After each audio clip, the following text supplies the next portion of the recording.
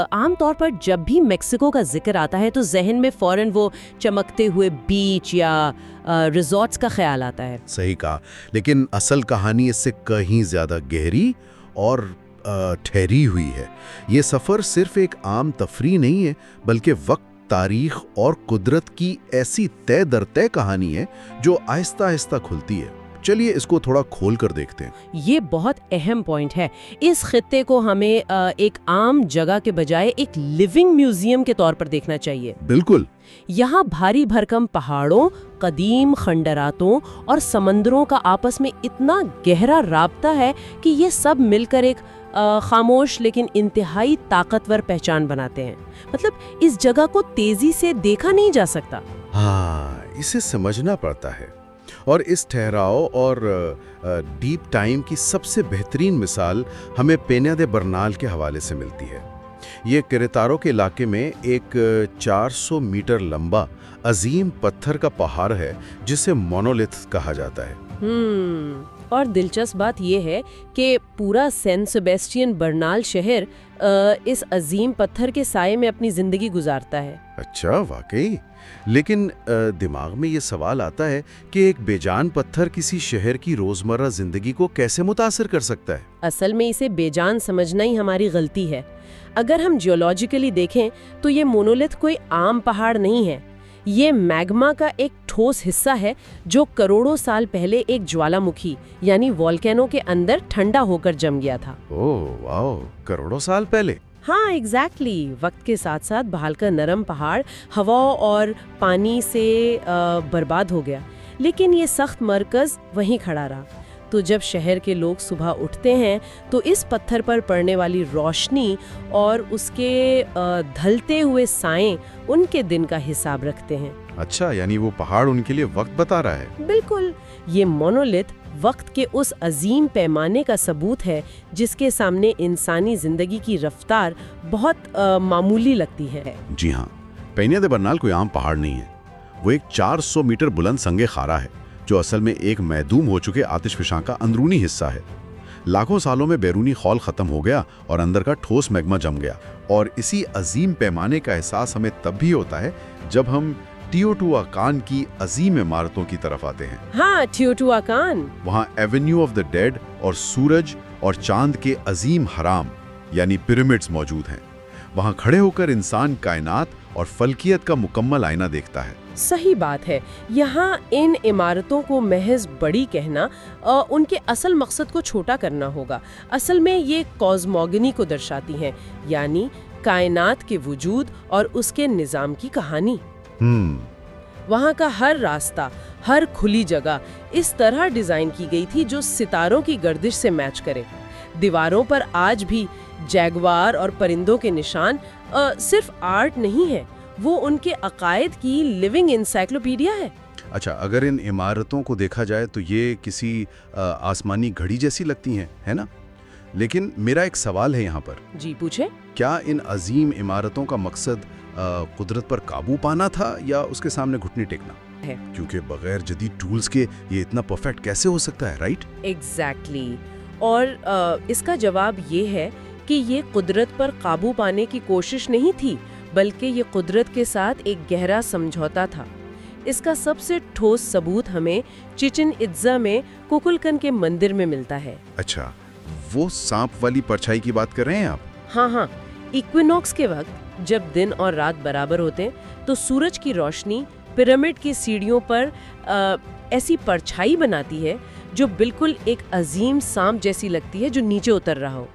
ये मैथमेटिकली इतना प्रिसाइज है कि रोशनी के 7 ट्रायंगल्स बनते हैं। वाकई 7 ट्रायंगल्स? ये तो हैरत अंगीज है। मतलब वो कुदरत को तब्दील नहीं कर रहे थे बल्कि उसकी जुबान बोलने की कोशिश कर रहे थे। बिल्कुल, कुदरत की जुबान बोलना। और उक्समाल में ये समझौता मजीद वाज़े और टेक्निकल नजर आता है, खास तौर पर पानी की कमी के मसले पर। हाँ, उश्मल का जिक्र भी बहुत दिलचस्प है क्योंकि आमतौर पर जहाँ पानी नहीं होता वहाँ से लोग हिजरत कर जाते हैं। तो उन्होंने अजीम शहर वहाँ क्यों बसाया? क्योंकि उन्होंने माहौल को बदलने के बजाय उसके मुताबिक खुद को ढाला। उश्मल में पूरा आर्किटेक्चर बारिश के देवता चाक पर इन्हिसार करता है। उन्होंने पानी जमा करने के अजीम ज़ैरे ज़मीन टैंक बनाए जिन्हें चुलटुन्स कहा जाता था। सही। और सबसे दिलचस्प बात वहाँ का पिरामिड ऑफ द मैजिशियन है। आमतौर पर पिरामिड्स मुरब्बा यानी स्क्वायर बेस वाले होते हैं, लेकिन इसकी साख्त ओवल या गोल है। गोल पिरामिड। अच्छा, इसकी वजह एरोडायनेमिक होगी, राइट? तेज हवाओं से बचने के लिए। आपने बिल्कुल ठीक पकड़ा।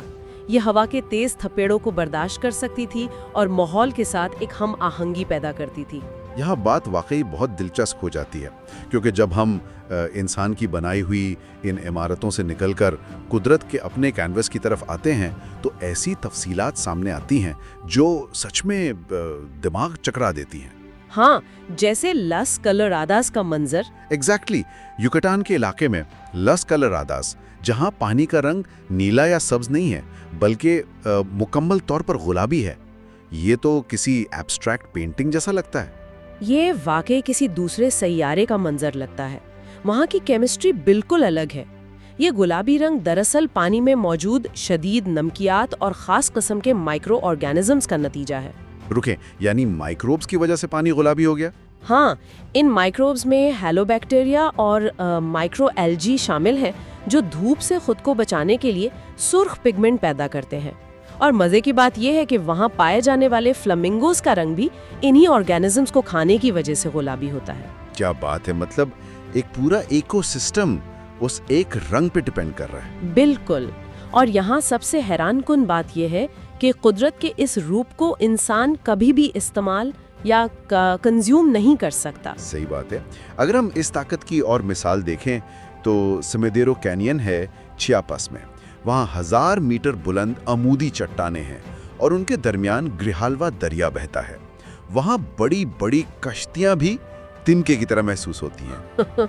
हाँ, और इन अजीम पहाड़ी दर्रों में या ला हुअस्तेका पोतोसीना के फिरोजी दरियाओं और तामुल वाटरफॉल की आबशारों में सिर्फ और सिर्फ ताकत का पैगाम है। ये ऐसी जगह हैं जो एहतराम मांगती हैं, मुदाखलत नहीं। बिल्कुल मुदाखलत नहीं मांगती, लेकिन जहाँ पानी अपनी पूरी ताकत से बहता है वही बकलार का लगून ऑफ 7 कलर्स भी है। वहाँ पानी इंतहाई ठहरावा और खामोश है। अच्छा, बकलार की बात कर रहे हैं आप? हाँ, वहाँ तो स्ट्रोमेटोलाइट्स मौजूद हैं। हाँ, एग्जैक्टली। अब अगर मैं गलत नहीं तो इन स्ट्रोमेटोलाइट्स को सिर्फ पत्थर समझना तो गलती होगी ना? बहुत बड़ी गलती होगी। स्ट्रोमेटोलाइट्स आम पत्थर नहीं है, ये असल में जिंदा स्ट्रक्चर्स हैं। जिंदा मतलब लिटरली अलाइव? हाँ, ये साइनोबैक्टीरिया की कॉलोनीज होती हैं जो पानी में मौजूद मिनरल्स को सदियों तक आहिस्ता आहिस्ता एक परत के ऊपर दूसरी परत की शक्ल में जमाते हैं। ये ज़मीन पर मौजूद सबसे कदीम फॉसिल्स हैं जो तकरीबन 3.5 बिलियन साल पहले पाए जाते थे। 3.5 बिलियन साल? ये तो दिमाग को सुन कर देने वाला वक्त है। बिल्कुल। और असल में यही वो पहले ऑर्गेनिजम्स थे जिन्होंने फोटोसिंथेसिस के जरिए एटमॉस्फेयर में ऑक्सीजन पैदा की थी। तो जब आप उन्हें देखते हैं, आप उस ताकत को देख रहे हैं जिसने इस सैयारे पर जिंदगी को सांस लेने के काबिल बनाया। वाकई ये बहुत प्रोफाउंड बात है कि करोड़ों साल का सफर ठहरा हुआ है। अच्छा, इन फितरी मकामात की खामोशी को समझने के बाद अगर हम देखें कि इंसान ने यहाँ बसेरा कैसे किया, तो शहरों की ढलान बहुत मजे की है। आप टैक्सो की बात करने वाले हैं ना? हाँ, टैक्सो, जो गिरेरो में कयाम है। ये शहर किसी हमवार जमीन पर नहीं बल्कि बिल्कुल वर्टिकल अंदाज में पहाड़ पर बना है। मुझे समझ नहीं आती लोग इतनी मुश्किल जगह पर शहर क्यों बनाते हैं। उसका जवाब जमीन के ऊपर नहीं, जमीन के नीचे छुपा था। टैक्सो की तंग गलियां किसी अर्बन प्लानर ने नहीं बनाई, बल्कि ये चांदी की रगों यानी सिल्वर वेन्स को फॉलो करते हुए बनाई गई थी। ओह अच्छा, यानी चांदी ढूंढते ढूंढते जहां पहाड़ ने रास्ता दिया वहां घर बन गए। एग्जैक्टली। इसलिए इसकी सफ़ेद दीवारें और सुर्ख छतें एक अजीब ऑर्गेनिक अंदाज में पहाड़ पर चढ़ती हुई महसूस होती हैं। वहाँ सीधा चलना तकरीबन नामुमकिन है। और जहां जमीन के रंगों में रचे शहरों की बात हो, ग्वानाख्वातो में सैन मिगेल दे अलियंदे का हवाला लाजमी है। वहाँ का पिंक क्वारी स्टोन, जिसे कैंटेरा रोसा कहते हैं, और उस पर पड़ती सूरज की रोशनी शहर को नए रंगों में ढालती है। सही बात है, आर्किटेक्चर और रोशनी का एक डीप कनेक्शन है वहाँ।